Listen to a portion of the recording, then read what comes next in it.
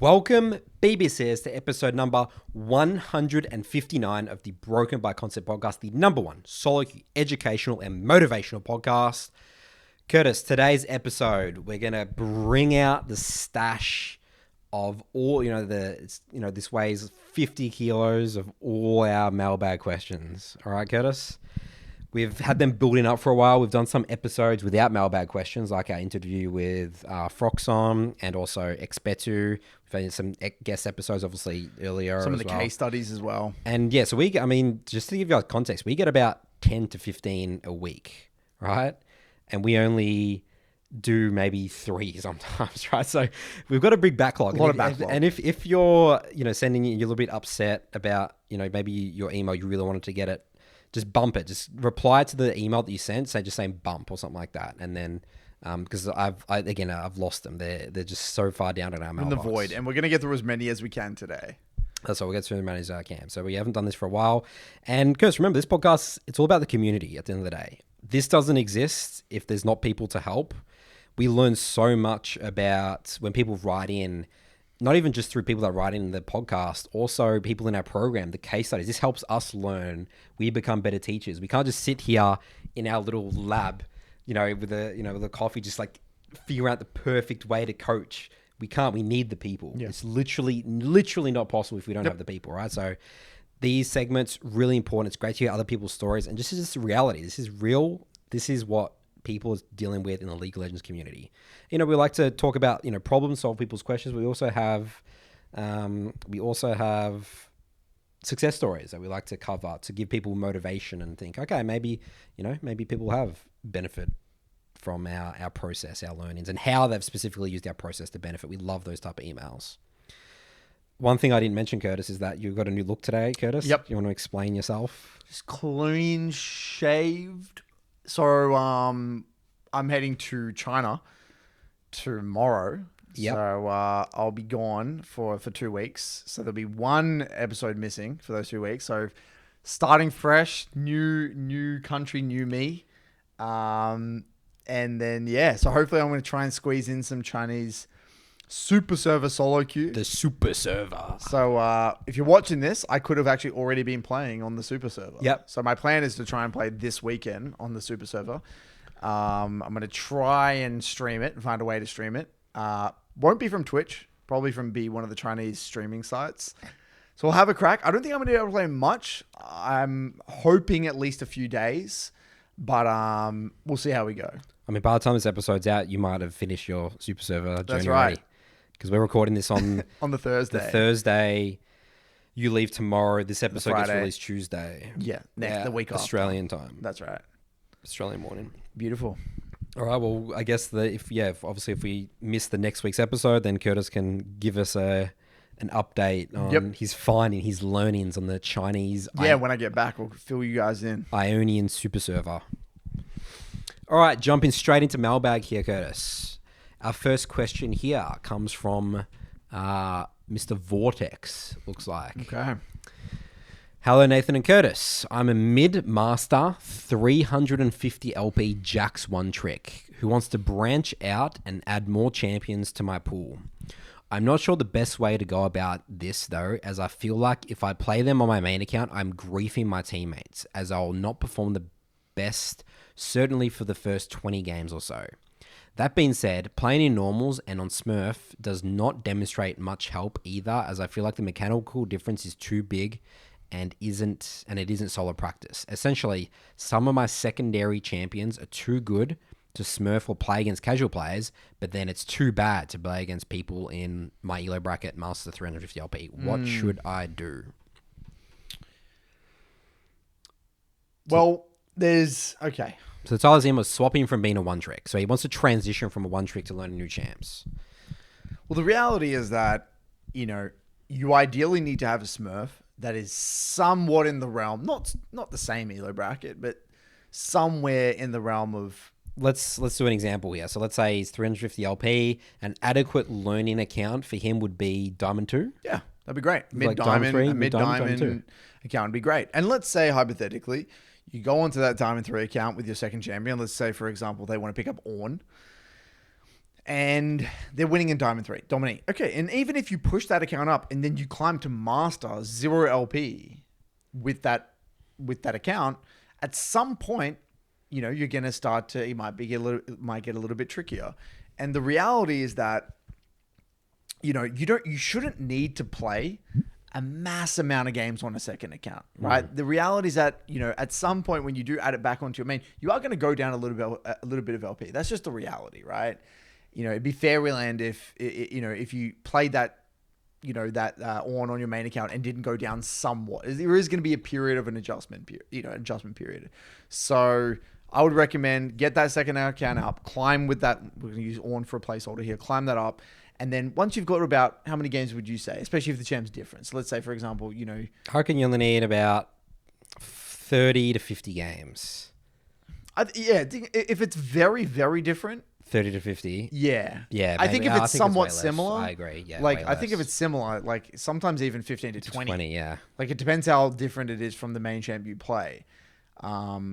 Because again, ultimately, we covered this actually in the episode with Expertu, we both believe that playing against the highest caliber players is the fastest way to learn, right? So even though you could theoretically learn, you know, playing on in Diamond 2, you really want to get those games in on your main account as much as you possibly can, even if it drops you down a little bit of LP, because you can get that back very quickly. 50 games is way too much. I don't think about that. That's so many games. I mean, I would do that if it's very different. Like like for example, when I first picked up Zed or Kiana, you know, that is something you kind of have to do. But for a Chen similar, no way. That's way too many. I don't know if it's because of my MMR on my accounts, because when I've been learning my champs, I've been doing normal draft pick, right? And I've been playing against, you know, like diamond players and stuff like that. But again, I think it's because of my MMR, and I think it's been fun. I picked up like Udia, Wukong, and I played these in like, you know, master tier, you know, 400 or 500 LP after like 30 games, and I was fine. I was popping off. Yeah, but I think there's a difference between jungle and laners as well, right? Potentially, yeah. Because jungle, like, you just got to know the identity. You got to really know what it feels like to carry with your champion. And I think that's actually good to play against worse players in the way. Yeah, but I would say for like he's talking from a top perspective. The reality is that you got to know the matchups, and you got to know the quality or the caliber of the laner between, say, let's say a normal game and a D4 opponent in a normal game versus like a 300 LP master player in lane, at least, is going to be quite different. So you think a jungle is easier to pick up the champs? I think it's different. I'm not going to say here it's easier. I think it's just different. I think that, you know, as a laner, again, we get specific. He's playing, let's say he picks up Fiora. Yeah. You know, the reality is that, okay, there's multiple aspects, right? When you're learning a champion, you've got to figure out the champ's identity and what its key reference points are, when you're strong, when you're weak. I think you could do that in any normal game, low elo, high elo. Then there's the matchups, right? The laning phase. I think that's where I think the biggest disparity between the high and the lower ranks would be. And then there's kind of the mid game and the team fighting, which I think you could probably learn in again, Smurfs as well. So I think just that one specific element, the lane, the interaction with a better quality opponent, because the matchups are going to play out, in my opinion, quite differently, especially in top lane, if anything. Imagine versus a 400 LP Fiora, you know, or versus something versus a Diamond 4 or something like that. It's just a different game. Yeah. All right, so let's get the steps out step by step. Get a second account in ranked up to mid diamond. Step number 2, play only that champion, obviously, on that, you know, don't play any secondary or anything like that, just because, you know, just dodge and then just play on your main account or whatever. And then get to a comfortable level there. And then what do you think about this, Curtis? Now, then go back to the main and then have a 2-1 ratio of 2 games new champ, 1 game Jax in a 3 block. If you use a 3 block model, get really specific here. Well, what I would actually recommend slightly different is that when he is learning the champ on the second account, I recommend the 2-for-1 method there, where he would do 2 blocks. Let's say he's learning Ornn, 2 blocks of Ornn on that second account for every 1 block of Jax on his main account. And the reason you do that is so you can keep touch with your main champ.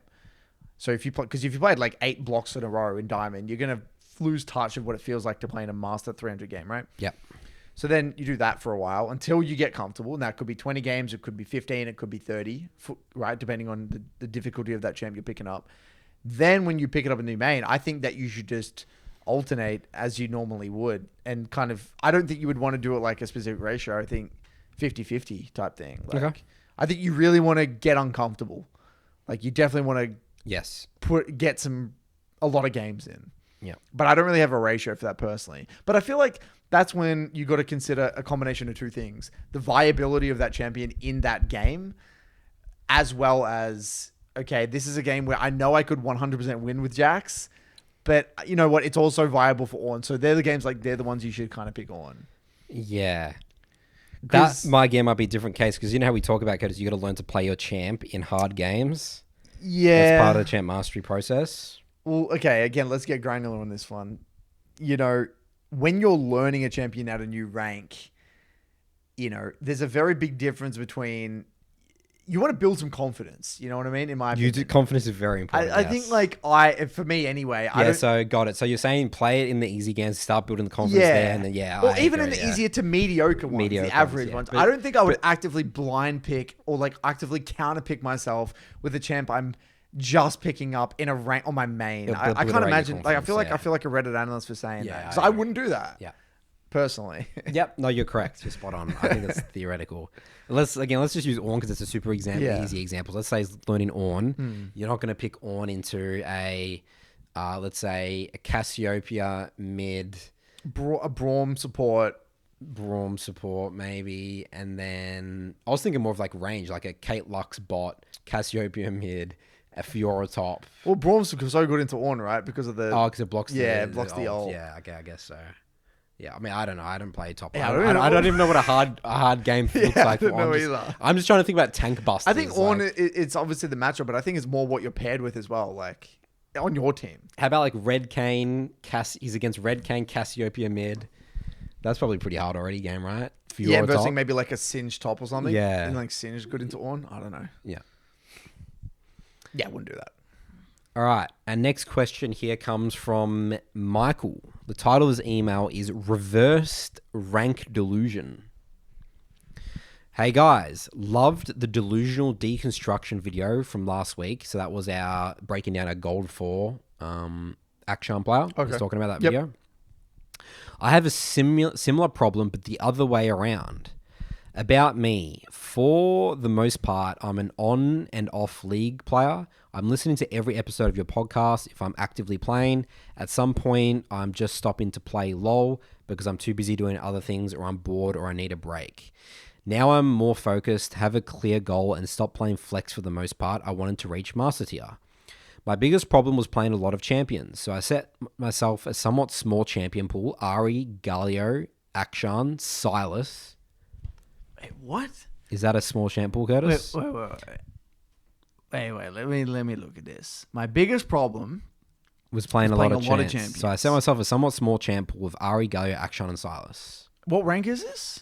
I would assume... Okay, at the beginning of the season, I was kind of stuck around Platinum 1, D4, but now my progress somehow exploded and I'm in D1. Okay, so he's D1 now. Yeah, I mean, 4 champs. What is it? 4 champs, Ahri, Galio. I mean, it's doable in Diamond. Okay. It's usually I recommend 3 in Diamond, but high Diamond, 4 is doable. Okay. It's not an easy... Yeah, I mean, Galio is not overly hard to execute, and if he's got a history with any of those champs, I think it's doable. It's not an easy pool to execute, but it's doable.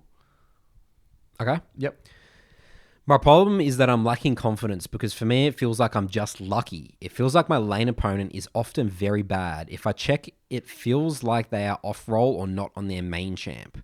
I'm scared that I'll get exposed if I meet a real Diamond 1 mid laner, but it just didn't happen yet. So my first question is, do you think it's actually possible to climb out of luck? And how am I supposed to overcome my somewhat weird narrative that destroys my confidence? It's actually my biggest problem right now because in my first and sometimes second game of the block, I'm very nervous and my trading is not precise. I miss minions and my overall laning phase is just unfocused. I'm actually confused because it's the first time I'm really going through with the process and it seems like it's working, but I feel like I'm just lucky. Yeah, I'll be honest. I want to start by addressing something else here. I think really what this screams to me is he had unrealistic expectations of what the quality of gameplay would really be. right? You get that commonly when people like they have this picture of like this Yeah. rank that because they've been struggling so much in, let's say, platinum D4, right? Yeah. And what people miss though is all these things that they're getting better at the game at. They're not actually realizing all these things are actually helping them verse those players, so they don't look that because in League, no player looks special, right? Like, I mean, unless you're versing your really, really, really high level players, but like you can see the obvious mistakes that everyone's making, and it sort of breaks down that narrative. Well, like, I think it's more, think you what know, it is? when we're climbing, right? And, you know, especially when say you're a long-term platinum player. The first time you get diamond, you're expecting the diamond players. You put this on the pedestal. They're like these Yeah. insane players. Yeah, like it's not even, you're just expecting it to be this massive jump because you see this platinum border and this platinum icon that you've had for so long. Now it's different. Surely the gameplay, there would be this massive jump in gameplay. The reality is that League is just this incremental, very minimal, small incremental differences. but it's big. It's minimal and it's big. Right. You know, we talk about the difference between D1 and D4. Yeah. You know, in the old season, whatever is Yeah. really big skill gap. But like as you're slowly getting up there, yeah, and it's big but in big and small Small, ways. If that makes sense. yeah. It's like the small things have a big effect, right? It's like, and it's easy. Yeah, like even the way he's viewing, like I think that what he's doing here is that he's nitpicking certain mistakes and think that player just sucks. But they're doing so many other good things that he's just not thinking about. You know what I mean? Like players are really bad at judging the skill level of their okay, so opponents you know and when we were everyone at, else. you know, school and university, you know, when you know, you have an assignment or something, right? And what happens is they give you like this criteria, and basically it's a criteria that outlines how they're going to mark you. So, okay, if you do this is kind of what gets an A+ or whatever it's called, or an S. This is what gets a B, C, blah, blah. So you can clearly see on this kind of piece of paper, on this grid, okay, I need to do this, and that's how I get that score. But if I do that, I get this score. And we're conditioned to think that we expect there's a clear kind of, I guess, set of criteria that we can tick, and that's going to kind of give us the rank. Now, in reality, in League, we don't have that. There is no set criteria. It's not like Riot has this thing. It's like, if you do these things, you're going to be this rank. It's all up in the air. And we said many times, there's many ways that you can achieve a rank. That's right. Because the game is infinitely complex. Because where it gets even more complex is that the skills that you develop and to what extent can lead to a different rank depending on the champ you're playing. Right? You can have the same skill set, but on one champ that might get you Diamond 4, on another champ that might get you Platinum 3, just because of how that skill set interacts with that champion. So the reality is that the average player, I would say actually 99% of the entire player base, has a very, very bad idea, or does next to very little I'd say idea, actually. next to zero, Next yeah. to zero idea of what actually compromises, or what actually leads to the skill or the behavior of that rank. Right? So I can empathize with this guy's concerns, because he's been probably told from maybe, imagine if his friends screams, "Oh my God, Diamond Master, oh my God, they're so good, Master." You know, they had this idea of what it probably was. They were probably thinking, okay, Master gameplay or D1 gameplay is probably closer to what we see when we look at LEC or LCS or, you know, whatever, LCK, when in reality it's, you know, not even remotely close. So, you know, this guy just doesn't have a clear idea of what the behavior of that rank is. Which is destroying his confidence. So he's doing it to himself. He's like tricking himself. Yeah, that's juking right. himself. And then reality, everything he's doing is, you know, the system doesn't lie, right? If you're at that rank, you are that rank, right? Given enough time. Given enough time. Yeah. Because we don't know as well How many games he's how many played. games. So like, I mean, the answer is, his question here is it possible to climb out of luck? Yes, in the Yes. short term. Yes, it is 100% lucky. You can climb out of luck, 100%. The reality is that it doesn't last in the long term. Whether you're going to abuse a gimmick, that's, you know, I actually had this conversation in Discord recently. Someone couldn't believe that there is such a thing as elo inflation playing an OP champion. And I'm like, that is very, very, very real. Of course. You can literally, like, and me and Ajax, we both agreed. We came to the same number independently. We said, okay, if you're in, let's say you're a master 200 LP player, and you pick a champion or you play a champion on release that's OP. Let's say you played Milio on release or Asol on release, whatever. You could 100%, will get, I would say about a 300, I would say roughly probably around 300 LP difference. 300 LP difference in terms of above your rank. That's playing an OP champion on release. That's what can happen. Will that last? Will you stay at that elo bracket? No, but you'll get there.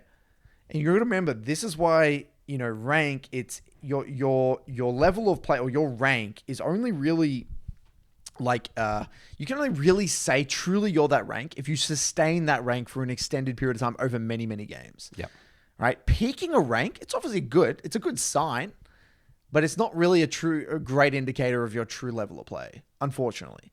So yes, there is way you can get lucky. Things can go your way. The right meta, the right teammates over a very short amount of games. But with more games, it's just going to calibrate you perfectly where you should end up in that meta, on that patch. So yeah, the reality is that, dude, you can't go around judging what is or isn't. You just don't have the skill set to understand what leads to that rank. So rather than just judging what should be punished, shouldn't be punished, just play the game. Process, chill out. Get better at stop specific overthinking, skills. Review your games. Block out all this shenanigans going in your brain. That's right. Yeah, because you're going to sit there and you can think there for as long as you want. You're not going to figure it out. No. You don't have the perspective. No. It's only with thousands of reviews or you've played the game for many, many, many, many years would you even have the perspective to understand what actually is the difference between the ranks. Yeah. Cool. Yeah. Beautiful. All right. Our next question here is from Lina from Denmark. Title of his emails, Is It Flaming? Hey, Nathan and Coach. If you recognize my name, it's because I sent in a question back in episode 19. Timestamp 2... Wow. 2 hours, Wait, 57. we did a long-ass episode. That can't be right. Who was that with? There's no way we did a 3-hour episode. I don't know. I have to check. Anyway, so 2 hours, 57 minutes and 23 seconds. And for follow-up, I never got anywhere because my mental can't handle solo queues. So you guys were right.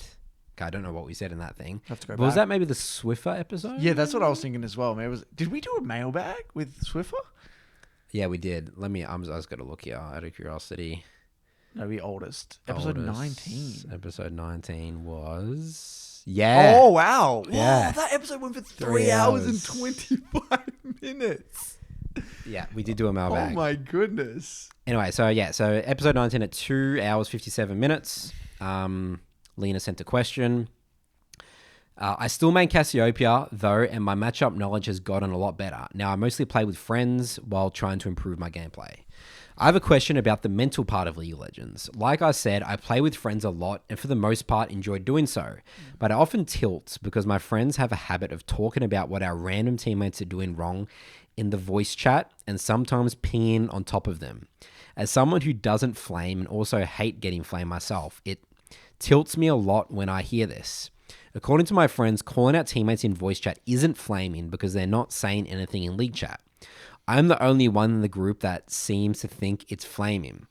The reason this affects me so much is because I get into the mindset that if I was a random person in the game, they'd be calling me out the same way. I told them this and one of them said they wouldn't and another said he wasn't sure if he would, but all I can think is they're obviously not going to be honest about it and tell me they would. I haven't seen any evidence that they wouldn't flame me. So my question is, what constitutes as flaming and what can I do about this?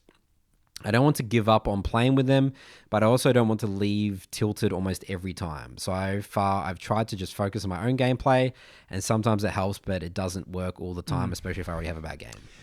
I'm so glad we got this question because I actually had someone in my program and someone in my main program got caught flaming someone else in a game, and that person was another MLA member. No way.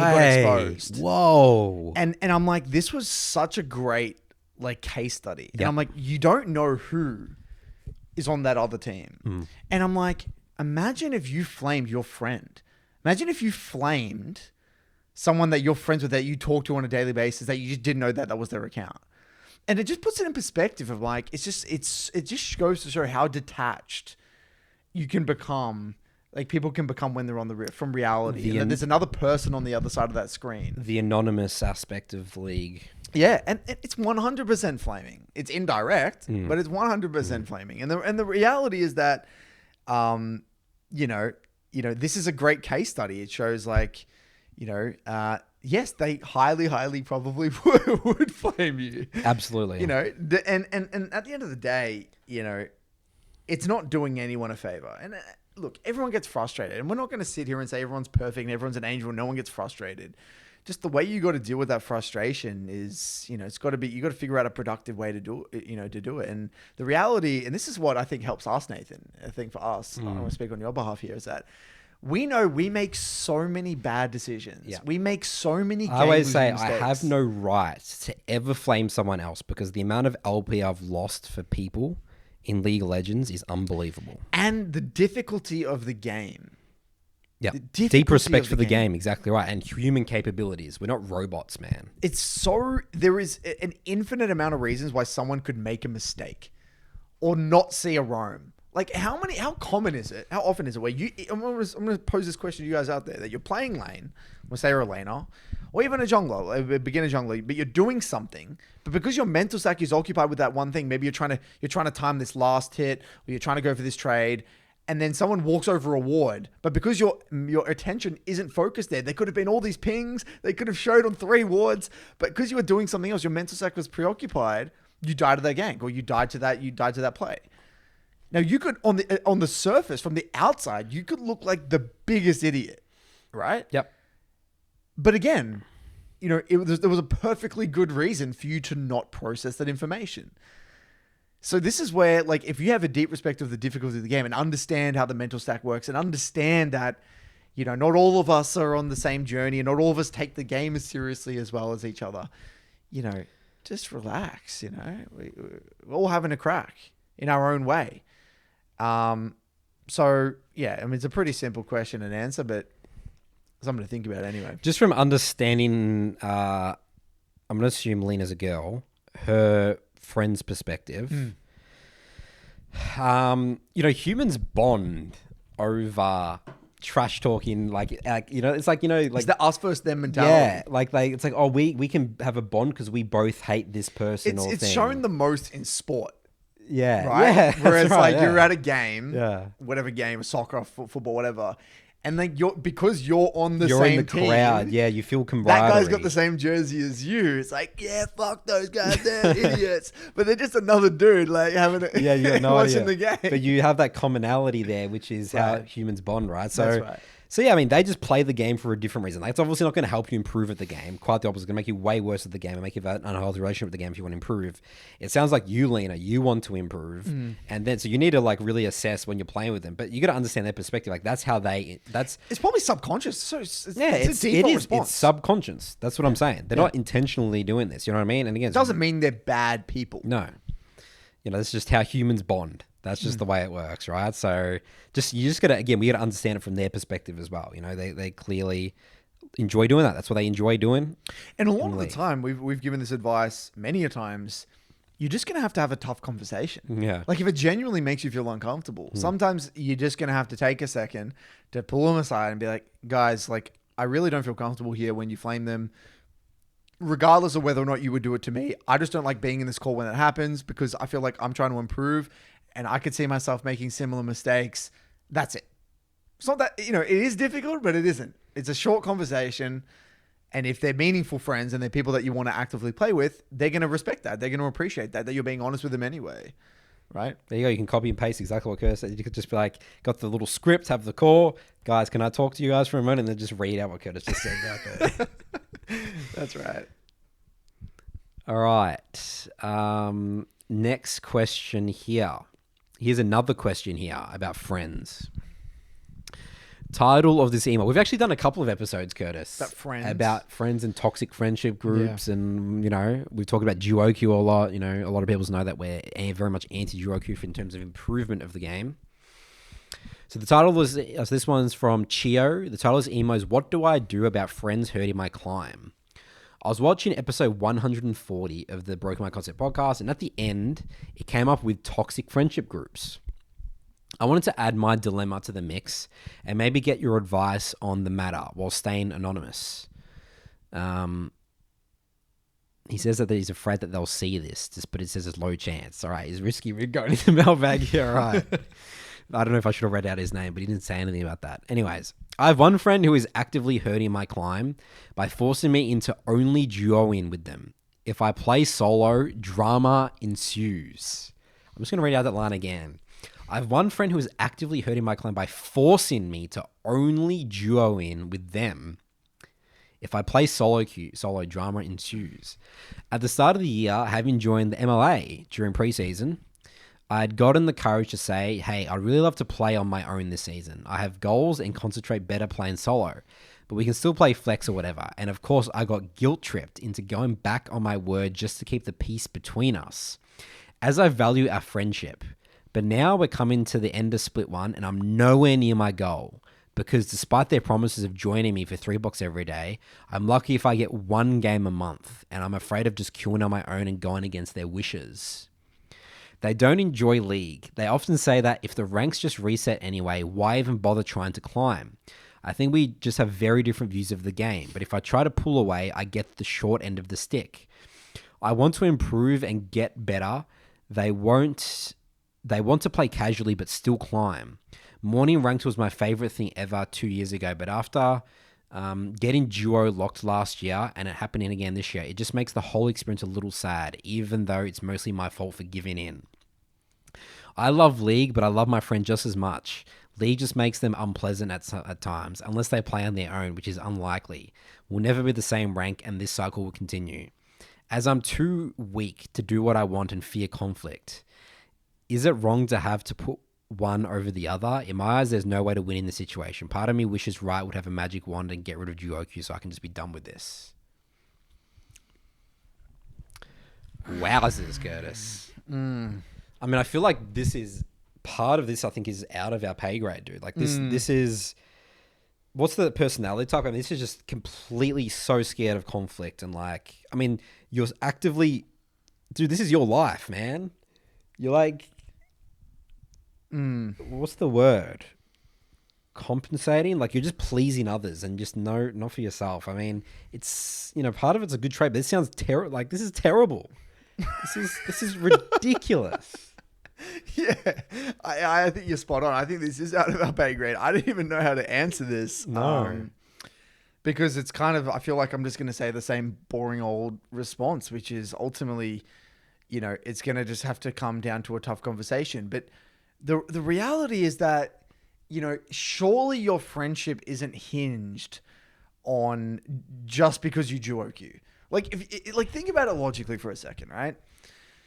If you feel as though you have to duo or your friendship is over, then what friendship is that anyway? What is that? That's not a friendship anyway. That's just I don't know what that is.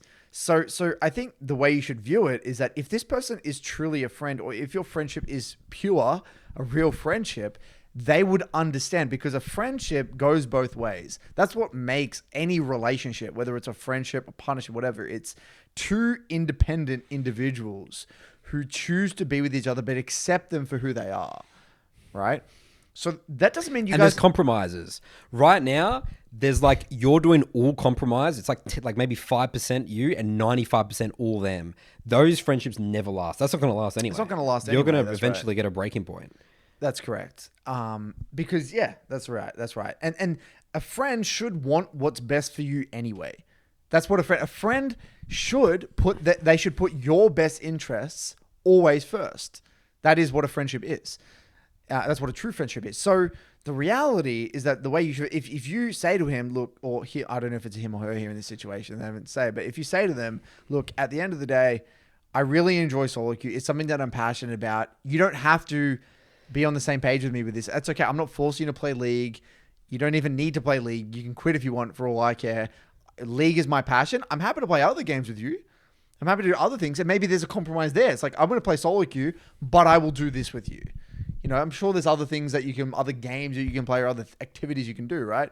So I think, it's ultimately going to come down to a tough conversation, but the motivation for that conversation has to come from you know, the friendship, you know, the quality of the friendship, really. Because if you want Nathan, you're spot on. If they want to have a long-term friendship, that you're going to have this conversation at one point or another. That's because right. the longer it goes, you're actually going to grow to dislike this other person eventually. Absolutely. Anyway. 100%. No matter how nice of a person you think you are, resentment 100% will build. Yeah, that's right. Yep. I think it's that simple. And I think this is a really important, not just for this friend in league, this is just all relationships. Yeah. Your work, your job, everything. If you're just going to just be there to please, because by you pleasing everyone actually doesn't help people as well. You know, it's actually... It's short term, yes. You know? Long term, maybe not. I because can't you're really... not being genuine in a way. Again, I've watched this in some sort of like psychological videos and stuff. Like, again, I can't explain on a therapist, but like, I genuinely think it's a good idea to go see therapy about this in terms of, I think this is leaking into other aspects. There's probably of their other life, aspects of big life, time. yeah. Like, I really recommend this. Yeah. And again, this is coming from someone who's never done therapy. So again, but I feel like that's like a good, from what I've read, that's a good idea to go to. Because people have solved this problem through that, you know? Yeah. And we're not professionals here in terms of this stuff. It probably came, I think it was from watching some Healthy Gamer stuff, I think. Some Dr. K stuff probably around that. So, and he's like a professional like psychiatrist. So that's, you know, so maybe I have something reputable behind me, Curtis. All right. So Curtis, enough of friends now. Let's go to a success story here, Curtis. All right, this one here comes from Ray.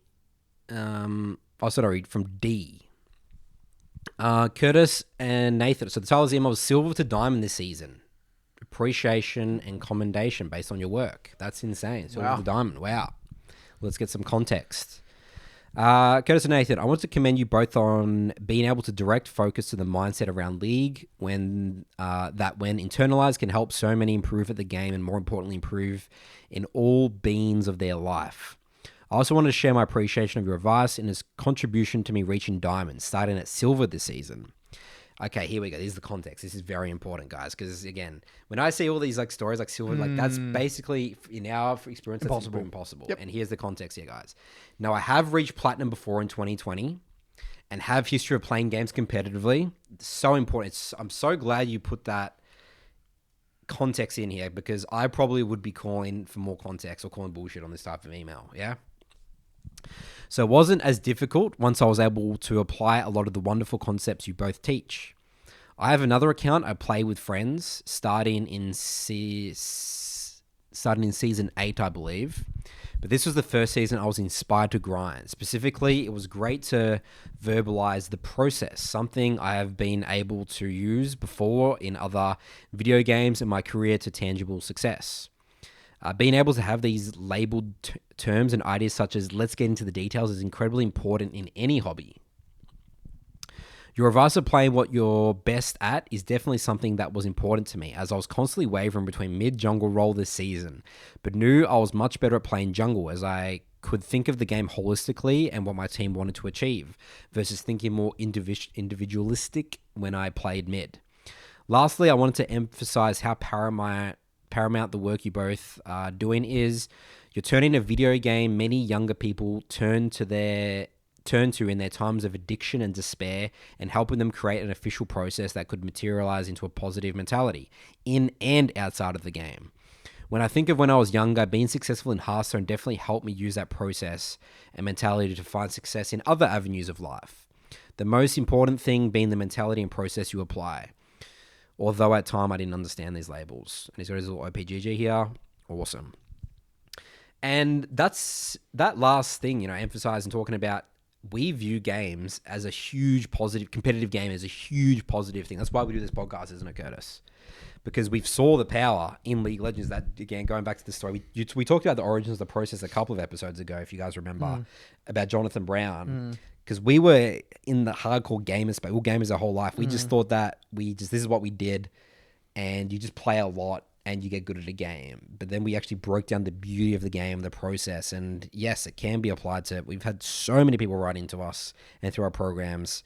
They're able to apply the principles that they learn in how to improve at League of Legends to other aspects of their lives. Yeah, in a way, we just, you know, I feel like we just stumbled into this. Yeah, It's that's what I crazy. said. It's an absolute... Reading these emails is surreal because I'm like, Yeah. what is going on here? Imagine 10 years unbelievable. ago in high school. It's ridiculous. It's ridiculous. It makes no It's really sense. ridiculous, like, thinking about it. And you're and yeah, like, again, we need to make it very clear, like, when we, you know, where we are today, it's the combination of many inspirations and many other drawing inspiration from many areas. And it was, I think I think the turning point was Jonathan Brown. And when he said, I remember he was looking at it from the outside because he came from the financial world. And he was looking, this is incredible in terms of like, I remember he was so obsessed with saying, he kept saying, this is what the fast-paced moving world is now. It's like adaptation, chaos, you know, processing of information really fast, learning and growing, Dealing with emotions. It's the perfect. He believed it. Again, he didn't even know League. He was just watching from the outside that day. Not a game and first nothing. day. Yeah. The first day he was watching, and when he got described, he's like, "This is a mini." He called it like it was like a mini Simulation. yeah, simulation of hyper learning. And that's the way he viewed it. And it took us, we didn't believe him at the start. No, we were like, can you explain this to us more? Like, what's going on here? What the fuck are you talking about? We're just playing League of Legends. Like, get the fuck out, old man, you know? Like, Yeah. But he was insistent on telling us. And then we finally got it, what he meant. And we're like, wow, you're actually spot on. League is this amazing vehicle for teaching people how to learn. And it's not just get more games in. There is actually something called a review and a process, and there's learning going on. What is learning? How does learning work? How do we break it down? How do we break it down, going deeper and deeper and deeper? And there's principles that we can probably follow, and that's where the principles book, Ray Dalio, came into play. Things that we can follow. And now here we are today. And it all started from, really Jonathan Brown and his kind of philosophy and how he viewed League at this very high level, right? Not a game, but a tool to learn. That's fundamentally the way he viewed it. Mm-hmm. And it's true. And we've now seen it. We're now getting into working with people. We've now seen it to be the case. And he was absolutely spot on. And we're just very fortunate to be in a position to have met that guy, to be in the position to be high level, coaches and players. To be open-minded to that. To be open-minded enough to do that and connecting the dots with all these other industries and then packaging it all together to create the Broken by Concept podcast. It's just surreal. It's very when surreal. you just think about it. It's incredible. Absolutely incredible. All right, here's a good follow-up question here, Curtis. This one is from Joe. No one takes League of Legends seriously. Hello, Coach Curtis and Nathaniel Mott. People don't really call me that, and that is not my name. It's Nathan, but I'll take it. I am a League of Legends lover. I've been playing the game for 8 years now, and I love Riot and the rank system they have made. However, I'm writing today asking why no one takes the game and the perfection of the craft seriously. Recently, I had a discussion with my partner about the importance of League in my life. The self-growth and the competitive outlet that the game provides me is just as important as eating and exercise in my life. After telling her all these things about League, I felt embarrassed. I couldn't help but think about how people outside of our community see League and gaming as a joke. How would you go about expressing something so personal to me to an outsider who just sees the game as a waste of time and childish? As confident as I am with my love for the game, it always seems as though there is some barrier that you have to break when explaining to someone why you play League. It's as if you need a good reason to be playing the game in the first place. Love the work you fellas do. Lots of love from Canberra. I'll be moving to Melbourne next March. Watch the streets for an Asian dude donning an I Love BBC shirt. That'd be a concerning shirt. Yeah, you don't be in public with that. Okay, big picture, Nathan, the real discussion here is about culture, right? Yeah. Gaming is very new. And you think about how most people, right? This is a bit of a broad. I think it's good. So my thing was going to be start high level as well about the problem why League is not taken seriously. Yeah. High level. Most people who, get home from work, they might have a hobby. It could be a sport. But a lot of people, they're just going to watch Netflix, right? They're just going to go on the TV. Or YouTube. Spend a lot of time TikTok, watching content. Sit on their phone all the time. It's something along those lines, right? Or an instrument, right? So it's basically sport, instrument, Netflix, Entertainment. phone, entertainment, game, like not even game. Let's just remove gaming out of it for now. Okay. All of those quote unquote hobbies are just accepted, right? They're just they are the norm. That is the culturally accepted. They're culturally accepted activities essentially, and because they've been around for so long and we understand them, right? We understand these things. They're just accepted. People don't blink an eye. That's what you do. You go home and you go on the couch and you watch Netflix for 3 hours. That's just what you do. But, we don't question. But often the things that most people do, we don't question. They're just kind of like, we don't question it. Even, at a high level, like working, going to school and studying a particular way, like reading a book and then like studying and having a test. Like these are like just structures that are in place that aren't really questioned in a way. Like they're so big and they're so been around for such a long time. You just kind of go with it, right? Gaming at a high level is so new. Think about how long gaming as a video gaming has been around for. Like very, very, like our parents' age, like I guess then arcades, like Space Invaders and Pac-Man and stuff. But that was barely even a hobby. That's a kid's thing. That's just for kids. It's barely been, in terms of real gaming, right? Competitive gaming. What? Oh, since the explosion of esports, really. I mean, 20. 30... Like, think about StarCraft 1, like the original StarCraft and original Counter-Strike, like 20-ish years? Yeah, 20-ish years, yeah. Let's say 20-ish years. I mean, if we want to say in Western culture, we had a burst of Counter-Strike in the early 2000s. But that was small still very small niche. And then just obviously the rise of esports in the last, let's say 10 years. Let's say, I would even say in the West, like maybe even 5-ish years. Okay. Like, yeah, barely. Let's just even be generous and say 10 years. 6 years ago was when it started to get really mainstream-ish with all the investor money and all that sort of stuff. Right. So it's it's been in the West, it's been around for such a minimal amount of time, right? And at least for us, even us growing up in school, by the way, gaming on a computer was weird. Like I remember when I was in school, yeah, console was no one gamed on a computer. If you played PC, you're just like a nerd. It's weird. Like who the hell goes home to play a computer game? Like that wasn't even really accepted, really, right? Like when we were at school. Well, I think it's really simple, Curtis. I think you know how you grouped all those activities like entertainment as well as learning an instrument and like playing sport. Like those things actually have really good benefits to them. But league gaming and competitive gaming, no one knows the benefits to it. Is that as simple as that? Like, I think people... I don't think so. Because I don't think people think of watching TV as beneficial. They do. What do they view it as? As a really good de-stress relaxation. Right. I believe. Yeah, I don't know. Like, I feel like it's playing games... It's a genuine waste of time. is more waste of time than...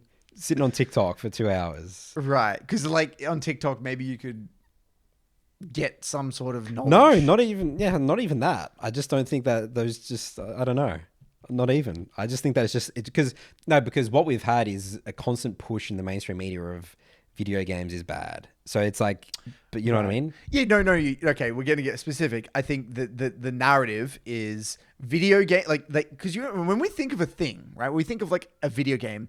There's so many, it's such a loaded term. There's so much that goes around that, right? You think of like Doritos, Mountain Dew, some like really overweight, unhealthy individual that sits in their basement, the basement dweller, and like they're all embedded within video gaming as a term, right?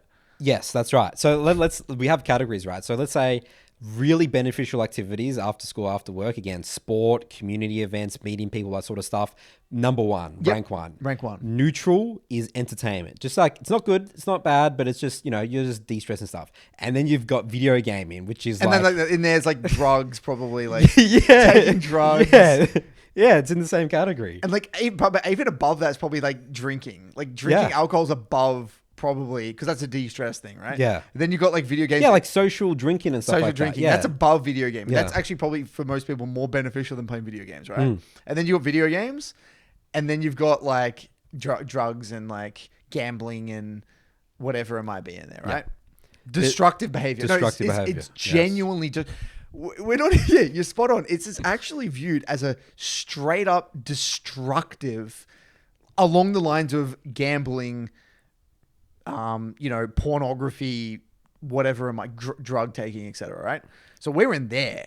So we're going. We have to. We're not just going from neutral. We're not going from neutral to positive. We're going from degenerate behavior, life-destructive behavior to just it's cool. You play games. Oh no. To actually, it's like okay, it's not that bad. It's like kind of okay, and then to neutral. Yeah. Like you're not going to go from that to neutral. It's going to be like a slow, incremental turn, right?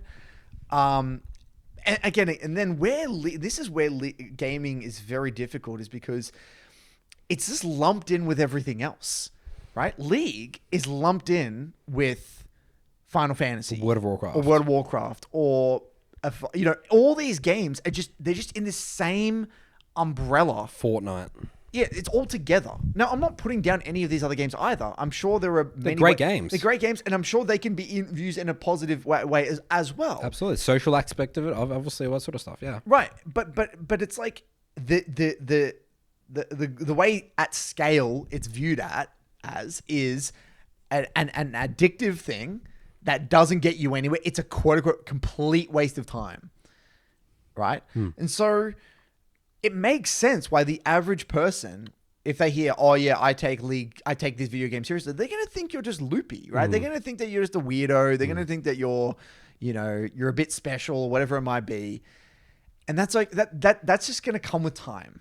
It's going to come with time, right? Like, and that's just the reality. So there's no way to cheat that. There's no way you can't. It's just going to take 30 years, 30 years. And you know why it's going to take us extra long here in the West? Is because, okay, if we agree that League's the biggest esport, right? Who are the best? Korea, China, right?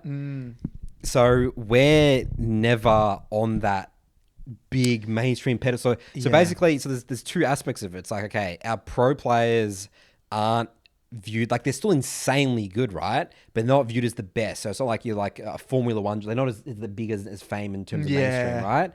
And then you've also got as well is that pro players and challenger players in general were really bad at articulating the game. And this level of the skill and the dedication required, again, dedication required to get good at League of Legends is lumped in as degenerate behavior versus like, I'm actually trying to improve at things. So yeah, so I would say it's more of a failure of the top end, the top influences. Let's say you go onto a stream on Twitch or something like that, you see this guy just flaming, raging his teammates. It's like, why would you take the game seriously if they're viewing their teammates that way in the game? It's like, oh, this game's easy and all that sort of stuff. Then why would I take it seriously, right? So I think those two things are. And also, we got to be very real here. The reality with League is that when you're improving, it is a very introverted solo thing. Like, think about it. You're in your room playing on a computer. Very good point. Right? Versus team sports, versus getting good at like Think about the way you get better at League. And the reality... college sports is a huge thing as well in North America. Yeah, and the reality with League is that although there's a lot of benefits, it's very... Like, people don't... You don't know from the outside what that person is getting with that time invested, right? Like, if you think, your son, for example, or daughter is playing tennis, playing football, whatever, even like you don't even have to know what they're doing or what they're thinking, and you just know they're out there around people. Something positive is happening. But if your son or daughter is in the computer in their room silent, you don't know what's going on. It's like you don't know like what's going on, and there's obviously a bridge, like a gap of understanding as well. They didn't grow up with games, so they didn't know what it's like as well. But I visualize, like, again, when we have children, like introducing my son or daughter to League. And like teaching them these principles and like these, and then I could understand what benefits they're going to get from it because I've played this game. I know what it feels like. I know what situations they're going to be in. But imagine if a parent now who's never even touched a computer, never played a computer game, how can they go from it being, well, the media is saying this, but I'm going to trust my son, that like he's sitting in his room and he's going to get these crazy benefits. It's so hard for them to try when the media and like everything they've been grown up with is so strong, Curtis, I got a great real world example that's really relevant to recent years. UFC. All right. What was UFC regarded as? Like, fighting, cage match, mixed martial arts. That was viewed, even for us, negative way. degenerate behavior. Like savage. Yes, savages, right? And then, Dana White, UFC started building regulations around it, professionalizing it. And started getting bigger, mainstream. And then there was real role models. And then we got to see these are real hardcore athletes push into their craft. You look at people like Adesanya and stuff like that. Like, these are just the world-class athletes. Now there's that respect for UFC fighting nowadays. You know what I mean? Any sport, right? Any competitive endeavor, it always has to come from the top down. Yes, absolutely. So this is why, in the reality, Nathan, we have an obligation to get bigger. Yep. We have an if we want to actually make meaningful change in the industry and at scale, is that we got to have more than 12,000 subscribers. Like, we got to have hundreds of thousands of subscribers, and like, we need to be getting hundreds of thousands of views an episode to spread this message and do other things outside of this podcast and just be bigger. Figureheads in the industry. I don't think it's possible to come from us, Curtis. I think it has to come from a professional player. Unless we went and we lived in Korea or China and we got rank 1 on those servers every year on year for 10 years, then we would have the influence. It always has to come from the top. It has to come from the pro players. It's not us, yeah. No, but it will. It will eventually, yeah. Because the thing is, the game is evolving to a point where the people that don't do it properly won't make it to the top. Yeah, the way the game is evolving so competitive. is because, and in a way, by the way, we are changing that a little bit. Like, hear me out, right? Yeah. So coaches, grassroots, like people that are getting, like us, that are just working with the average individual, we are bumping up the average level of play across the world. Yep. Right. We just are, right? Yep. But remember, it's not just with our one-on-one coaching, with our content. And I'm not talking just us, other coaches out there. Everyone, the level of play is getting raised up, and the way we think about the game is becoming a lot more sophisticated bit by bit. It's just taking a long ass fucking time, right? What's going to happen though is that these people that we teach, or they watch our content, they're executing that, and they're thinking about that game in that way. They're getting to master tier, they're getting to grandmaster, they're beating these other players. And eventually they keep playing. They're challenger now. And so now there's a bunch of these challenger players that are actually understanding all these concepts. That now becomes the norm. And then that's now they're in these communities. They're spreading those concepts. It's like a trickle down effect. This is a trickle up effect. Trickle up effect, yeah. We're actually, in a way, through content and through like understanding the game and articulating what the game really is from the ground up, you're actually spreading you're actually, again, helping out. And so then the people that do make it at the end, like the people at the highest end, they're not just getting there through grinding thousands of games. They're getting the thousands of games, but they're doing it with a lot more intent. They're having probably a bit more of a process or a better attitude towards the game. And then such that in 10, 20 years, the pros, the best players are going to be way more articulate about what they're doing, how they got there, what process they need to follow. And then, like you said, now when they speak to media outlets and when they're the figureheads of the sport, and when the West, I could say eventually maybe the West becomes a little bit more competitive in the East. It's going to be hard. It's very hard to say. Very hard to say that. Point. But at least then they'll be able to articulate what they're doing, and then then all it takes is something like a Drive to Survive version of League, and then the media catches up, and then you got then that changes the cultural aspect, or like the way the culture views the game. So, in a way, that's the way I view it. It's going to be a very, very long term, but it has to start. Yeah, you're spot on. It has to be at the top. With those people at the top. Yeah. So there you go, Joe. That's our answer. Probably 30 minutes. Why no one takes League seriously. And I guess what we're doing here is, thinking about, if it were to be taken seriously, what would that look like in the future? Where would that have to come from? And it doesn't help, and again, I'm not saying this bad, but it doesn't help that League is simultaneously a casual and competitive game. Like I've always thought about this, when I view like racing, like Formula One and stuff like that. Like, is it such a thing as I guess there's casual go-karting, right? Like, you can be a casual go-karting. But I've always found like the barrier to entry is so high in that sport that how can you be a casual? Yeah, it comes down to barrier of entry. So that's a bad example, probably, Curtis. Let's use another example. No, What's a low barrier to entry sport? No, but what I'm saying is that like like racing has a kind of like that weird. It's like it has obviously downsides because the barrier to entry is so high, but because the barrier to entry is so high, it's kind of like in a way. I mean, I can't really comment. Take my opinion here with a grain of salt because I don't know jack shit about it, but. Because the barrier to entry is so high, you have to baseline take it pretty goddamn seriously to even get to the level where you're racing. Remotely in there. So that in turn, people were taking it seriously. Yeah, that's what I mean. Like it's a serious sport. Yes. You know what I mean? Yes. But in league, it's like you've got the majority of the player base, well, not majority, a lot of it, let's even say the majority. Yeah, the majority. Play it casually. Yeah. So it's viewed, so it can be a very bad thing. Like league can be the most toxic thing in your life. It can be destructive, absolutely. That's the thing. The fact that it can be destructive is crazy. It's crazy, yeah. Like how can, like we don't think of a traditional sport of it being destructive, ever. Like if you think of a kid that's like after school just keeps playing soccer, like it's never like, sure, they might say, oh, they're neglecting their studies a bit, but it's still. I mean, you got injuries as well, but that's, Yeah, but I mean, it's still not viewed that bad. You know what I mean? it's part of me now thinks now is just actually impossible. It's really hard. The fact that it's it can be so toxic, but it can be so good. It's like this double-edged sword, you know? What's interesting, there's actually a wave. I've noticed this, like this content coming up of Brazilian Jiu-Jitsu. So, you know, there's like this meta of Brazilian Jiu-Jitsu where it's like, it's so cool. These elite individuals do Brazilian Jiu-Jitsu. I've been seeing so much content of people saying how Brazilian Jiu-Jitsu has ruined my life. Really? So many people. So there's two, like of what I've noticed, because I was like, what is this? Oh, this is clickbait. I'm just going to watch it anyway. Right? And it's so interesting because I'm like, well, how could that be possible? I've only heard positive things about it. Right. And the two things I've heard is that it's really addictive.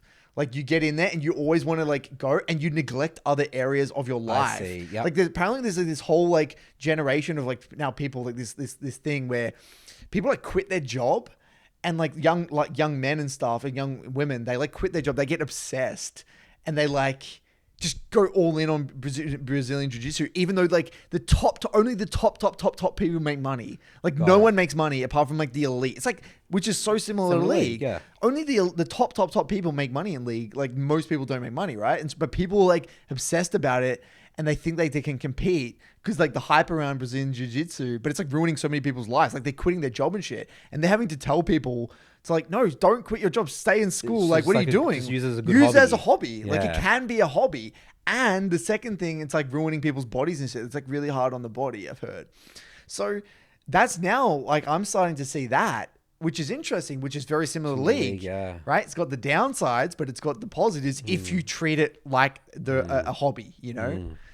So there are other sports out there and other industries that are facing the same problems, maybe not to the same degree as league, but it's definitely exists. We maybe just don't hear about it as much, which is interesting. Very interesting conversation. A lot to think about there. I didn't think we were going to get to there, but yeah. So yeah, tricky, very tricky. Not sure. Again, we're gonna.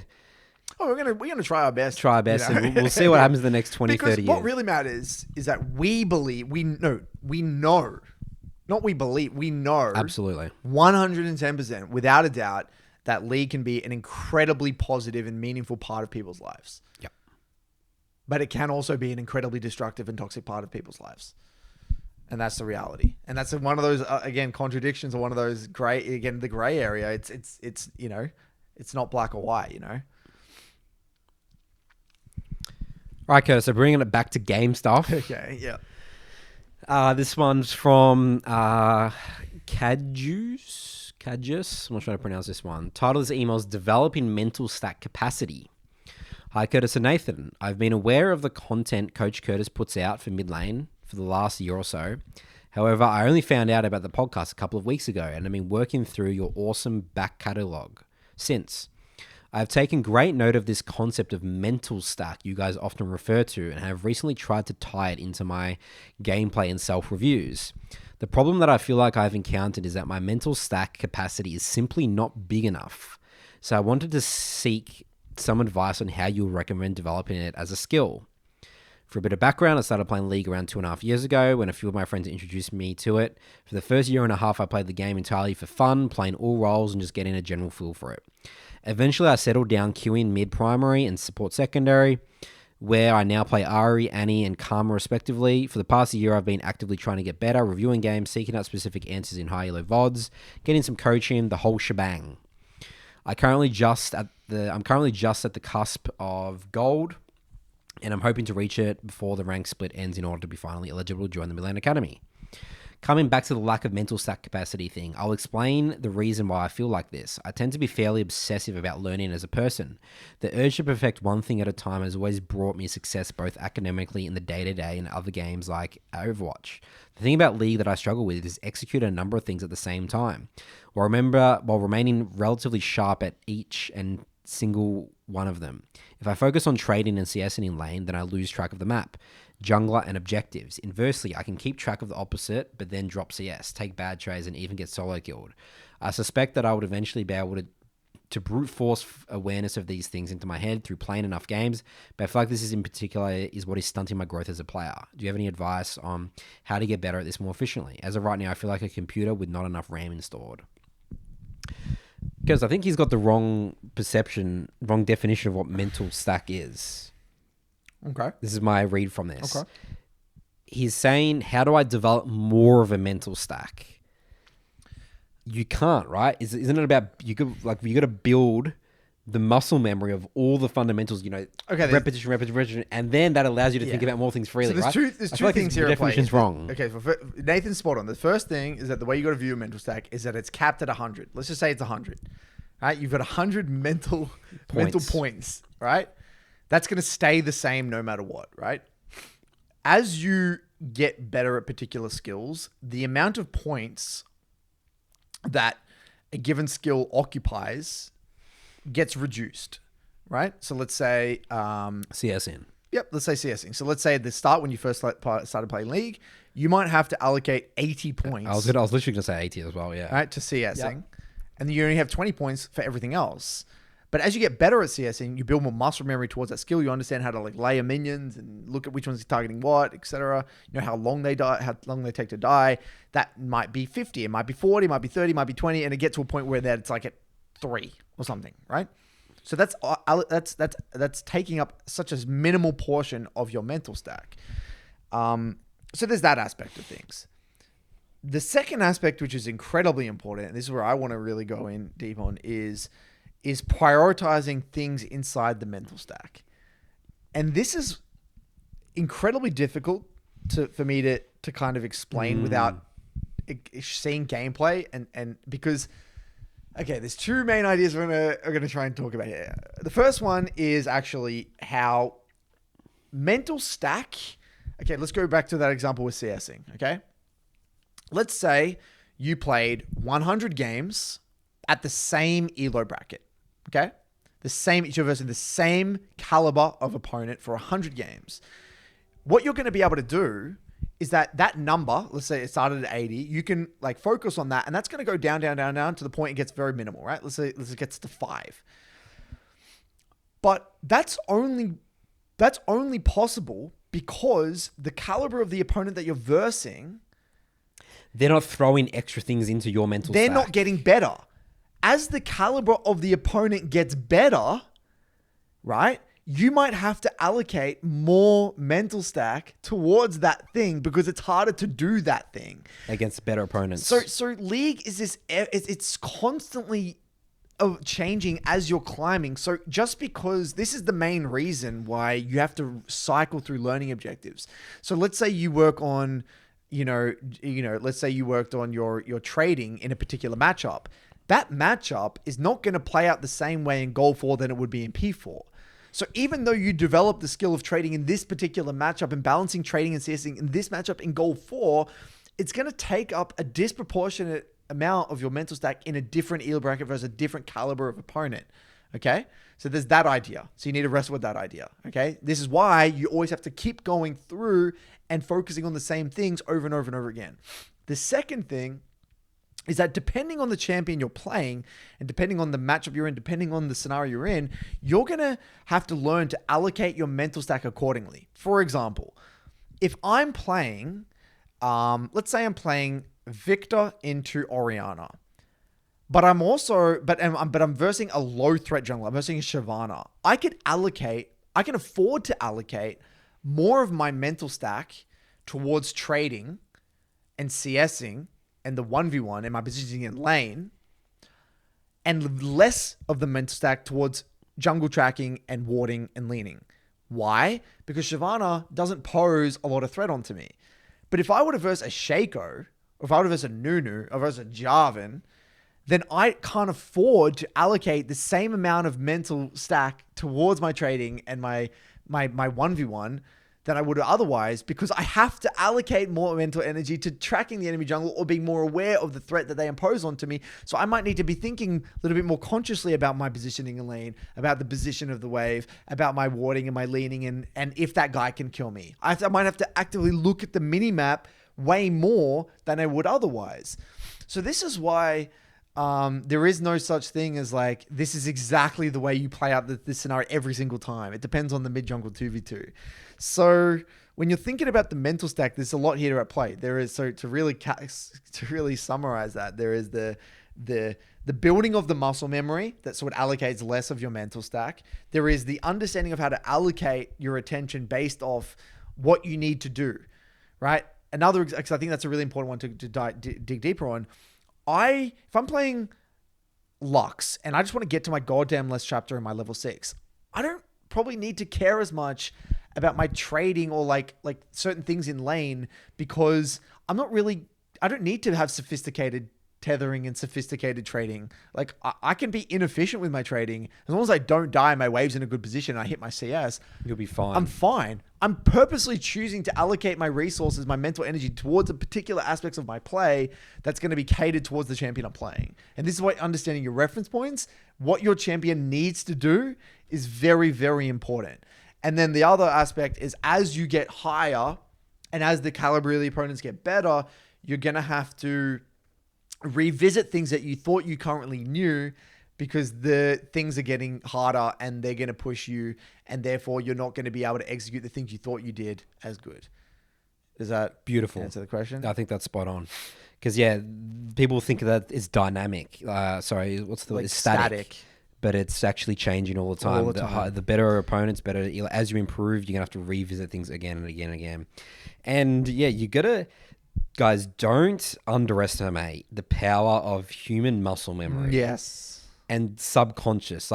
Intuition is very powerful. We rely on that day to day. If we had to make a decision about, imagine if we had to think about breathing, we wouldn't function. If we had blinking. Blinking and stuff like that, our eyes would just be then we couldn't think about other things. That's the exact same thing, guys. You abuse it. It's like a hack. People take it for granted, dude. People don't understand the power of muscle memory and subconscious. And that's why when you see, people like Nathan and Curtis, why is there people that have, they're challenged or they don't do anything you guys say? Guys, they have built an incredible amount of muscle memory and intuition. They can think, they can look at a situation, bam, instantly, right? They might not even understand it logically at all. No, that's right. They've just felt it and they know what it feels like and how to win games, right? I think we can speed up that process and really break it down for people that that means that person's just more talented, right? And rather than doing it in 3,000 games, you could do it in 1,500. That's right. Yes. But you still got to get the games. Yes. You still need to. You can't just think your way to high elo. That's not how it works. There is an element of repetitions that just need to be getting. An extreme element of it. It's like a combination of building the muscle memory and playing with intention and thinking about your decision making, all that sort of stuff. Yeah. Great. I think that's a really good segment, Curtis, because I think that's the best segment we've done about really breaking down the mental stack. Yeah.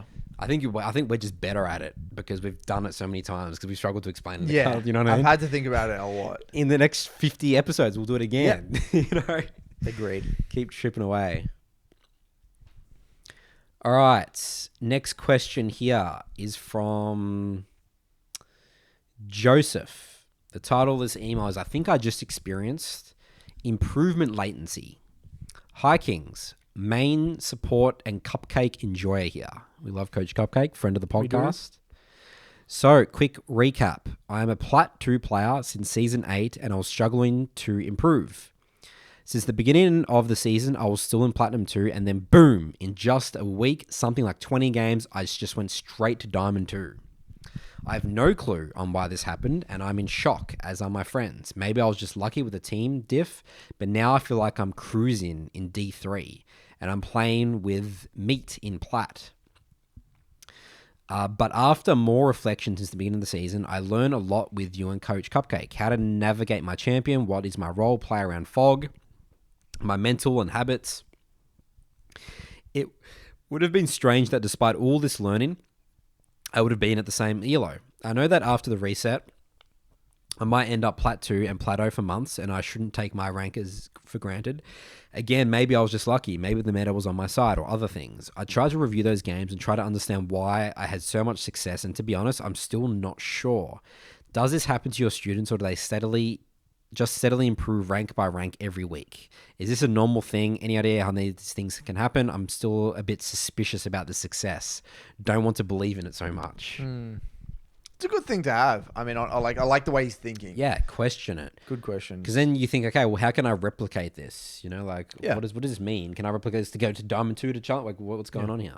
Well, me and Nathan have answered this before. Most of our clients don't improve steadily. No, it's not linear. It's Improvement just in league is jumps, not linear. big jumps usually. Yeah. And the reason for that is that, again, in league, I mean, again, this is a model. We don't really know, but concepts in league are interconnected, right? So, like, let's say, you know, let's say I use the example. I use the metaphor, the analogy of like an electrical circuit.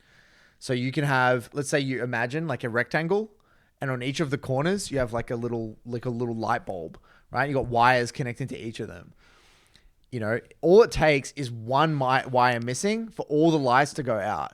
But as soon as you get that one wire in, all of them connect and it's all systems go. So in laning in league, for example, it can be warding, leaning, wave management, trading, like all together, boom, great laning. But if you're missing one of them, it all just crumbles. You can have the trading, you can have the CSing, you can have the warding, but if you don't lean, you're just going to die anyway. So it doesn't matter.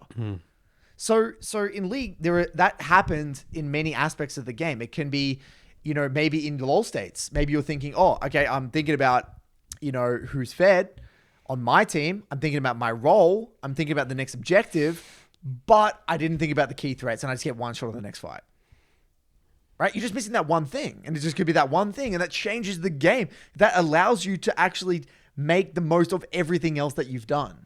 That's what people say when things click. That's a great analogy. It's the circuit all coming together. That's right. It's the last wire, boom, and then all the lights go up. You know, the most common one that happens, this is especially for my lower ELO clients, is about how do I use one ability differently? How do I think about that differently?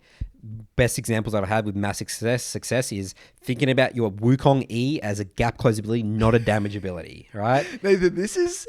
I absolutely love this. I think this is it should be. We need to create a catchphrase for this. Focusing on one ability is one of the most pragmatic things you could ever do in your league journey. Results, yeah. If you want immediate results, you're like fucking stuck in the weeds. You don't know what to do. Pick the ability that you're the worst at.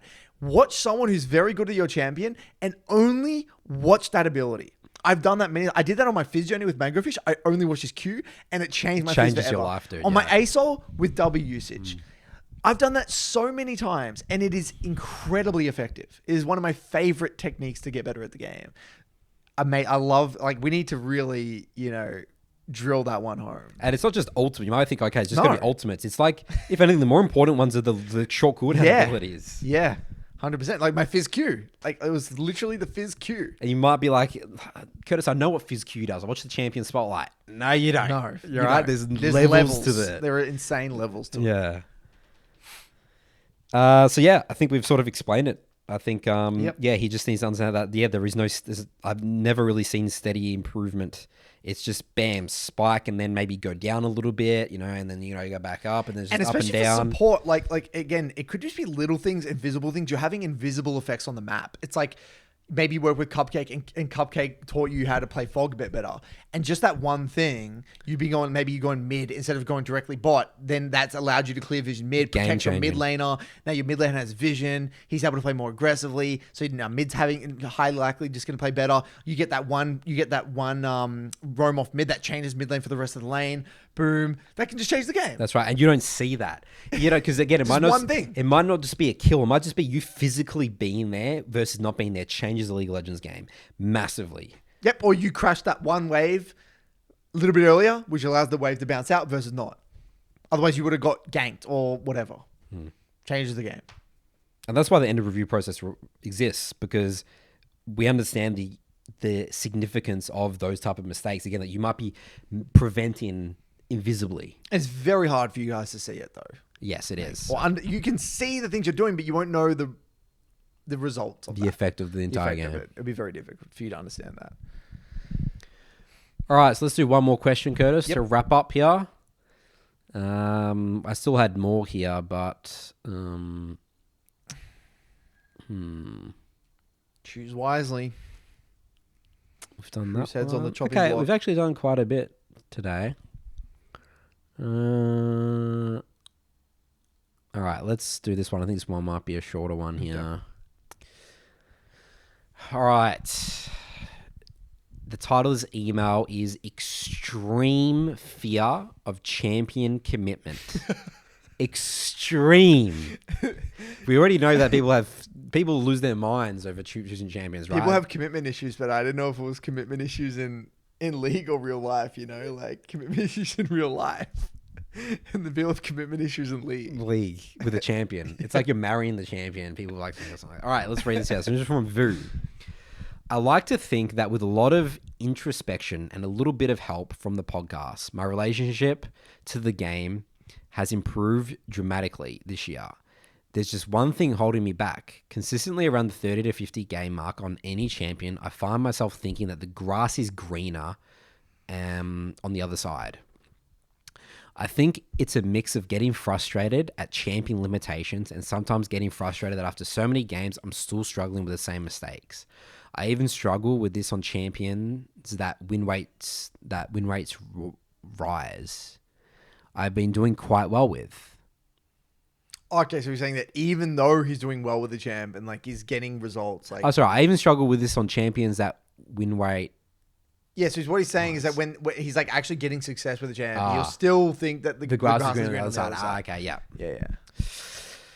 I think that little line here, I think it's a mix of getting frustrated with champion limitations. I mean, that is the biggest thing that people quit a champion because they only are focusing on the net. Because you get the weaknesses of a champion get exposed the more you play it.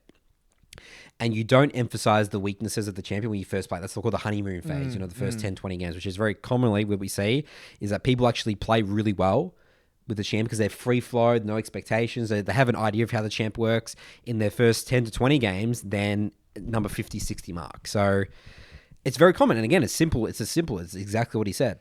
It's because the weaknesses are getting exposed. And when you lose games that feel really bad, you think this champ is the worst champ in the game, and you're not thinking think of it as a numbers game. Okay, I lose these games instantly, but I'm going to just keep chipping away at the games that I'm going to play to my identity, do my job, and I'm actually going to really win and climb. And look, I'll be honest, I do think there's something to be said here also about, like breaking up the learning journey. Like sometimes in an ideal world, would sit there and would play 80 games with a champ. Yep. But I sometimes feel like that does more damage than good sometimes. It's too theoretical. It's like, I just feel like the reality is that, let's say he already has a champ in his pool and he's trying to expand his pool. Like maybe take 2 days off from that champion, come back to it 2 days later and go for another stint. And then, or do like that, what I call the 2-for-1 block method. You do 2 blocks and then do 1 block on your main or of your main champ. Like, I think that some people, and again, because I've lost my mind on many champions before playing too much of it. And a part of me feels like this might not be, it could be a combination of obviously, the grass is green on the other side, but only because they've played so much of that champ. They've just it's it's not even about the other champs. It's just they're growing a dislike for that champ because they've just played it too much. They're stuck in a certain style of game or certain. Sometimes you need perspective. Just refresh your perspective, and it actually gives you more appreciation for the champion again. Yeah, I need to actually revisit this because I do recommend people just you playing one champ no matter what. I think it ruins the champ sometimes. You're rare that someone can do that. I agree. And is that speaking from someone that's really done that a lot with my guides? Like I've done that many a times, and I've lost my mind many a times. And I would say I'm an anomaly. We're anomalies. If I'm struggling to do that, with my perspective, I don't think the average person. That's a wise choice for the average player. So I think just take your time, even if it takes a little bit longer. I think that it's okay to ease it. You know, you got to do both. You got to suck it up and do it. Yeah, but you got to keep in mind that it's okay to maybe play your main champ for like a day or two and then come back to it, you know? So do you have an idea of the ideal? Like, is it like you should play 30 games and then have a break for 2-3 days, play other champs? Well, I think there's two things to play. I think, again, the 2-for-1 block method. I think that's very important. Yeah. So 2 blocks on your main of your main champ for every one. Sorry, 2 blocks of the new champion on your Smurf for every 1 block of your main champ on your main, right? Do that for as long as you feel like you need to do it. Now, if you're losing your mind at game 40, game 50, right? Because I think it depends on everyone. I think it depends on how much you're enjoying the champ. Because then you got One Tricks that will play thousands of games. Exactly. It's so personal. Like you got to just listen. You just got to be honest with yourself. Yeah. You got to be really fucking honest with yourself. You know, I feel like I'm more on your side where I'm stubborn and I just want to get it over and done with. Yeah. But I actually feel like that's not effective. I don't think that's an effective way to do it. It's like brute forcing it. It's brute forcing it, but I think it's very difficult to brute force it. Yeah. I mean, big picture, you still got to have appreciation for champ mastery, but you got to be pursuing, I guess the problem we're trying to solve is you need to pursue champ mastery with clarity, like a clear, fresh. That's right. With fresh perspectives. That's constantly. Correct. Because you can go and you can just make yourself worse and worse at the champion of the game by just jumping in and you just got to get out of the hole. And the more you play with that negative mindset, the worse you will think the champion is. Yes. And then you're not just going nowhere, you're actually getting worse. I've genuinely seen that. I've literally done that as well. You get worse at the champ. Did that with Ari. I got worse at the champion. So I think that, and how weird is that? I wouldn't touch the champ for 2 weeks, come back, and I'm better at the champ. Than I was, even though I haven't played in 2 weeks. Yeah. Like that's just, the fact that that's possible. The fact that that's possible says something about that process, you know? Refreshing the perspective. So I think that you got to find a way to. So I think for some people that might mean just even taking a break on a weekend. You know, not touching the game for a day or two. For some people that might mean you might need to put away that champ for 3 days. For some people that might mean just a day. I think it's all case by. I don't think there is a cookie cutter formula here. I think you really got to be honest with yourself. At least in my opinion. Yeah. Yeah, and I am thinking of some success stories with that. I am thinking of with some of my Soul 2 members. Like they played one champ. They actually got relatively good at the champ, and then they sort of staggered a little bit, and they just played another champ that they sort of had mastery on and just rocketed up. Anyway, I got to think about this more over the weekend. I don't have a fully answer for it, but all I'm saying is that you just got to be honest with yourself, man. Yeah, I think again, don't mean you can give up. And I will say, you know, we'll wrap this up. We'll make this last little thing here. It's kind of an additional topic here. You know, we talk a lot about champ mastery. You know, League is this game where it's another contradiction. We love our contradictions here. Is that developing champ mastery is incredibly valuable and very, very important. But there's also value in champ pool cycling. So you've got these two ideas that run counter in a way where like, for example, let's say you're a platinum player and you have 3 champs in your pool, right? Or 2 champs in your pool. And then one of them you've played for like, let's say you've played an entire split on a champion. Let's say you've played Victor or let's say Rek'Sai for an entire split. You played like 100 games, 150 games. Sometimes because you're actually grown sick of the champion, you're actually not enjoying the champion, you're better off putting that champ to the side and actually learning a new champion instead. Yeah. Putting it aside, just literally not even playing it, because you'll come in with a fresh perspective. You'll be motivated. You'll be hungry. You'll be actually wanting to get into the details. And people think, oh, but isn't that the waste of time? I've just thrown around 150 games of Rek'Sai. No, you still learned a lot about the game. Still there. and you might revisit him in the future, but then you've added something in, and then you do that again for the next split. Let's say you grind out and you burn out on the next champ. You go to another one. There's something to be said with champ pool cycling. It's like you develop champ mastery to like a pretty solid level, and then you move on. That's the champ pool cycling, right? You do that over 2 years, every split. And after 2 years, you've learned 4 champs to a pretty high level. That can sometimes be better than brute forcing that one champ for like a year and a half. You know what I mean?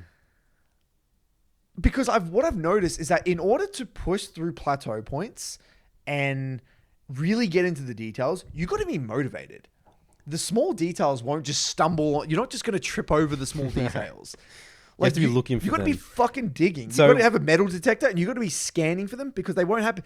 And if you're not in that mindset of, I'm actually like, I'm enjoying it, and I know that I'm motivated to find it, you're not going to do it. If you're hating your champ and you're actually not motivated to queue up and play ranked with that champ, what I've noticed is that they're not going to get into the details in the review. No. It's too theoretical. It's like learning the action of learning a new champion is so exciting that it's like infectious. It just goes back to and then you can bring that infectious behavior to your old champion that you burnt out It's almost like the idea that a poor plan executed as well is better than a good plan executed poorly. Yeah. It's like you can, right? The good plan would obviously be, the great plan would obviously be play 200 games, be insane. Play 500 games of 2 champs. Yeah. And just get to like just be getting into the details and like grinding the small things, right? Yeah. The reality is that most people are going to do that very poorly. They're going to get burnt out. They're going to hate the champ. Yeah. And they're actually not going to find the small details. So trying to do that poorly is actually a giant waste of time a lot of the time.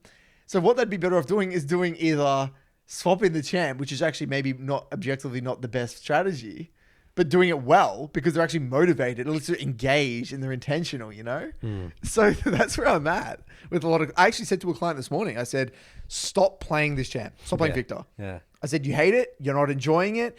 And look, and I know what I'm going to say. If I would have usually said, all right, well, we're going to work on your R's, your W's. Yeah. And I know if we leave this call, you're not going to do that in the review. I know for a fact. I'm wasting your time and you're wasting my time. So I'm just going to cut the crap and I'm going to say, stop playing this champion and pick up something else. Yep. I literally did that with, Spencer, who was Plat 1 for many, many months playing Volley Bear. I think I've told the story. Lose their mind. Dude, I was losing my mind reviewing them. Like, here we go. He's got a tank Volley Bear game. And then I said, stop this champ. He played Eve Diamond in a week. That's what I'm saying. Like, I think that some people just need to just give up and just play something else.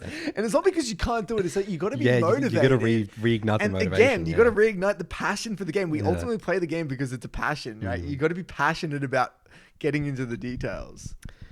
God, the topic of motivation in the human brain is just so it's so crazy. Fascinating. I actually had someone write to me today. I think it was Grinding. He said, the other week I was feeling really like sluggish with my like reviews and everything, and I was sleeping 8.5 hours.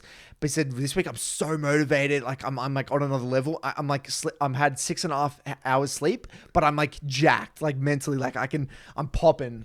Like think about that. That's just motivation. That's just like the mind is something we don't understand about like being switched on. Even you might have less sleep, you're more like, switched on. Something there, man. I don't know. There's probably some chemicals that can explain it, but I guess it's like looking forward to things and goals. I mean, I'm trying to think about the launch of like the league season and stuff like that. Like so excited. Or like really back in the day, like the launch of Guild Wars 2. Yeah. I didn't sleep at all that night and I was so excited and wired, ready to go when the game got released, Yeah. Because I was looking forward to it so much. Yeah. I remember, dude. I remember you were obsessed. All right, we'll wrap it up. Yep. I think that's a good way to end it. Yep.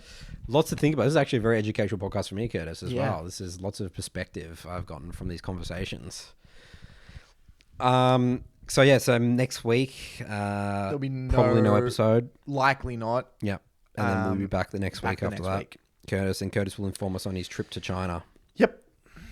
It's the promised land. That's right. We'll see how we go. All right, good work, guys. Let's keep on improving, and we'll see you next time.